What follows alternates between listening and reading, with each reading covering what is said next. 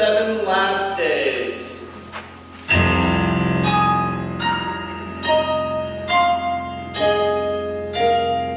The final week of Jesus' earthly existence. Was there ever a more monumental week in all of human history? In some ways, these 7 last days mirror the 7 first days of creation.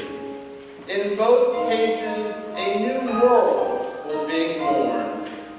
And yet, at the time, no one was aware of their importance.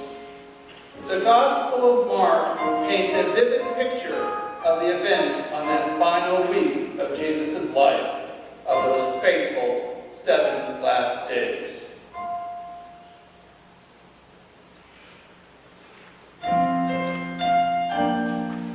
The first day of the week dawned with a sunshine of hope and exhilaration. On the day that came to be known as Palm Sunday, Jesus basked in the adoration of the throngs as he made his triumphant entry into Jerusalem.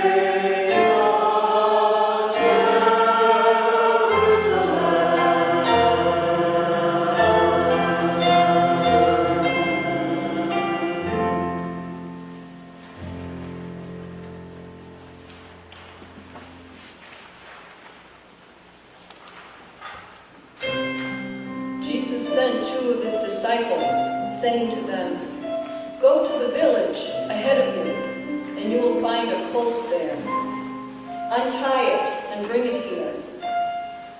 When they brought the colt to Jesus and threw their cloaks over it, he sat on it. Many people spread their cloaks on the road, while others spread branches they had cut in the fields. They cried out, "Hosanna! Blessed is he who comes in the name of the Lord. Hosanna! Hosanna in the highest."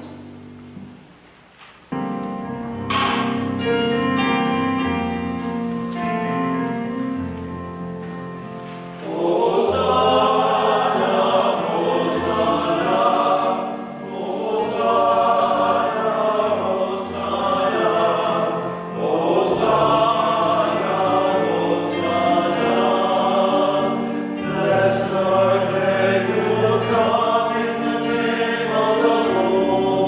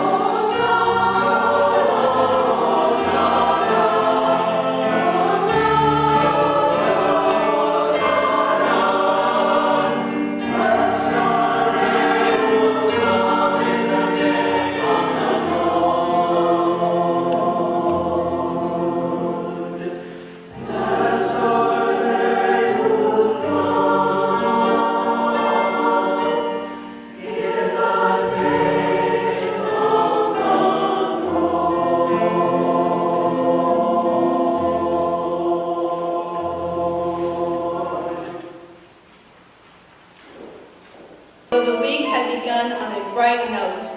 Dark clouds soon rolled in. Clouds that Jesus himself had summoned.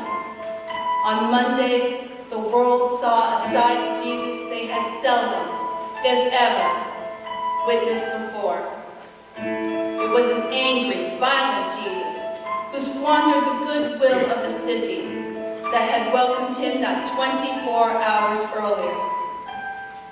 His rage had been triggered by what he saw at the temple. On reaching Jerusalem, Jesus entered the temple area and began driving out those who were buying and selling there. He overturned the tables of the money changers and the benchers of those selling doves.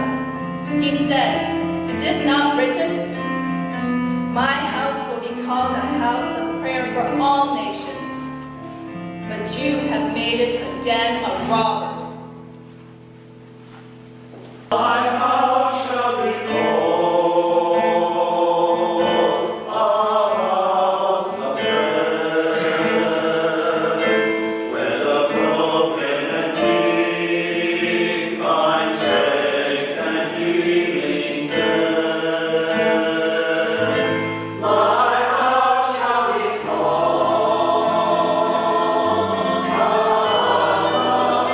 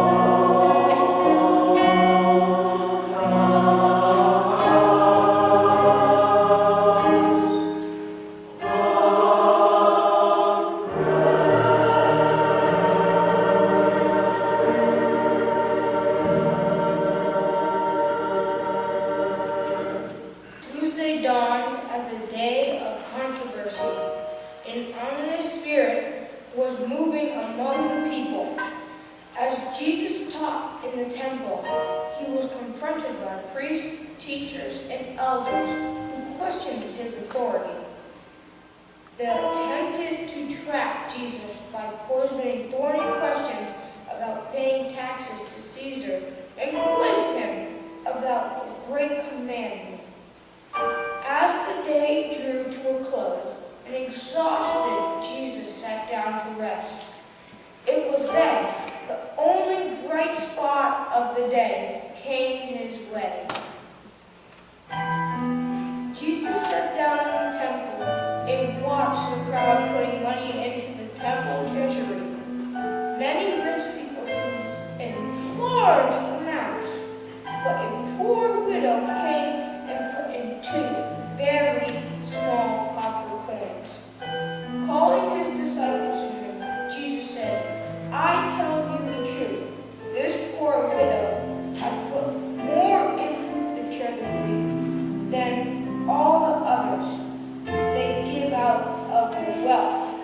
a sheep out of her poverty, put in all she had to live on.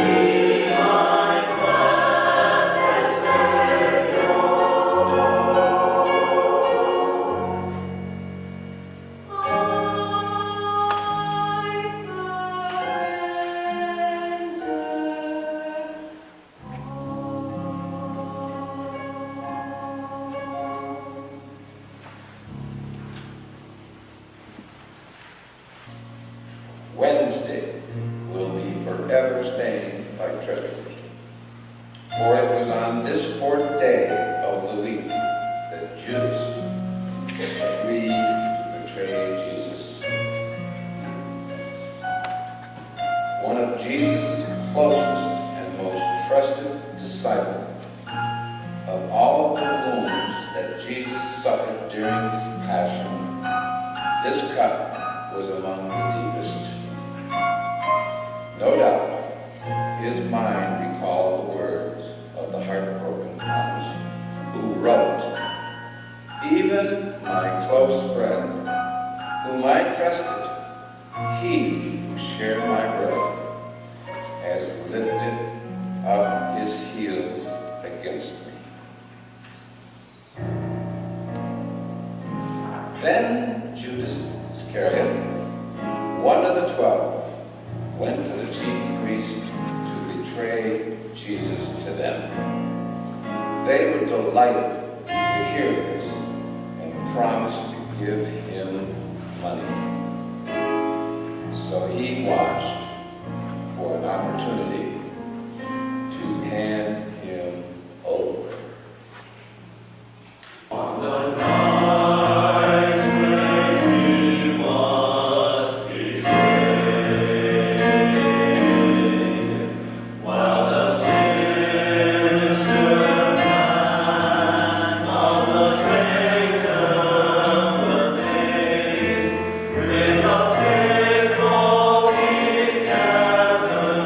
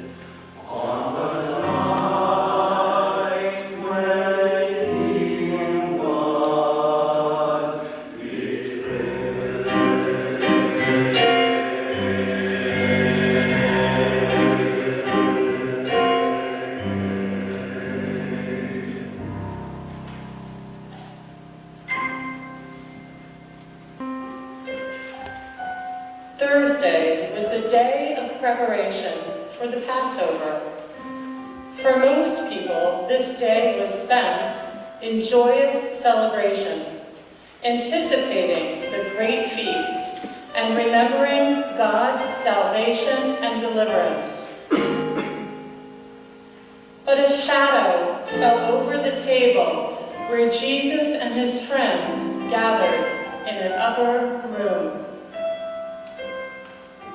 And an even darker shadow awaited him in a garden on the outskirts of the holy city. By the day's end, the table would become a place for all to remember another kind of salvation and deliverance. While they were eating, Jesus took the bread, gave thanks, and broke it, and gave it to his disciples, saying, "Take, eat, this is my body." He then took the cup, gave thanks, and offered it to them, and they all drank from it. "This is my blood of the covenant, which is poured out for many," he said to them. "Do this in remembrance of me."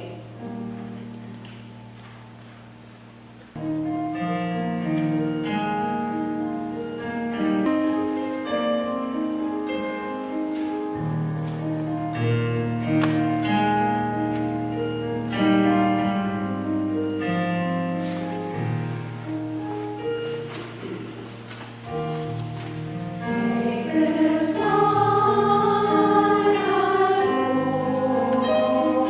and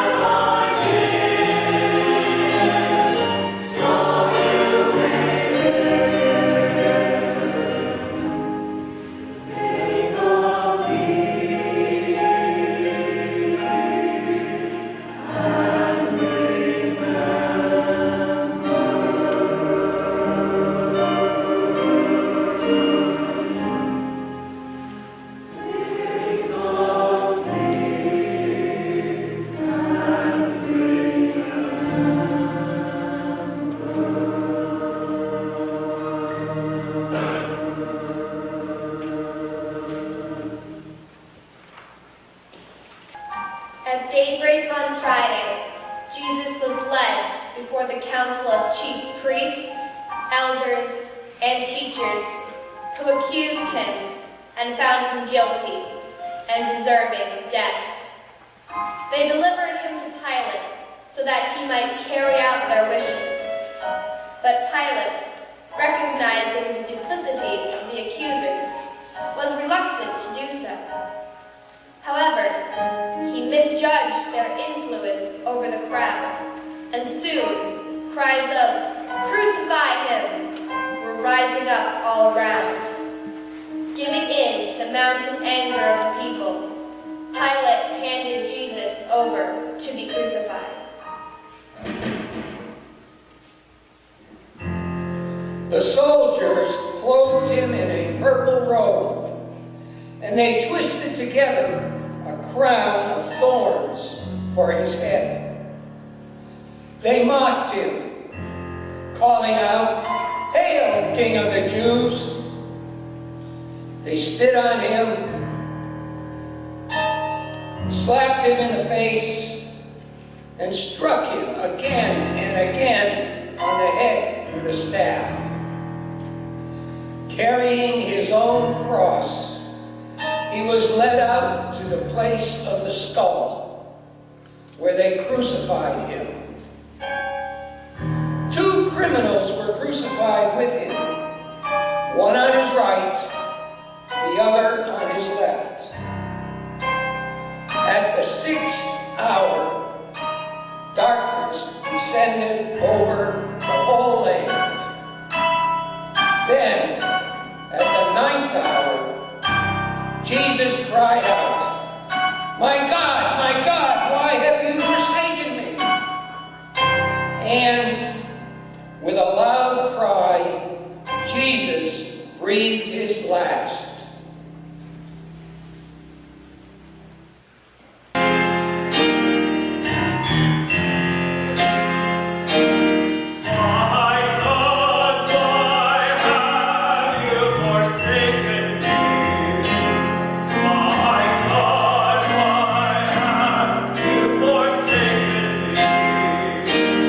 You